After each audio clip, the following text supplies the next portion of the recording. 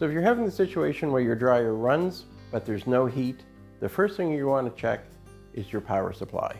So in checking your power supply, you're going to want to check your breakers to make sure that they're both turned on, as well as you want to check your fuses. And if you're in an older home and the dryer is a distance away from your main fuse panel, you'll want to look and see if there's a smaller panel, which they typically will call a pony panel, that should be near your dryer, and it will have either breakers or fuses. So check and make sure they're good as well.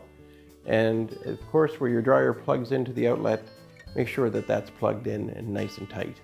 So assuming your power is all fine and everything's good there, if the dryer is running but there's no heat, then we're looking at something on the element heat side of things. So there's a heater element, there's a whole bunch of thermostats that are involved that will control the heat, and any one of those can actually prevent the heater from coming on.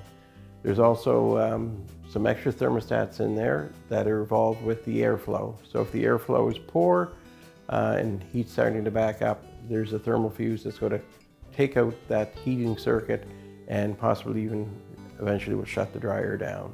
So the other thing is if you have a gas dryer, again, you have a burner box instead of having an element. You've got a gas valve and you've got a flame sensor as well as an igniter.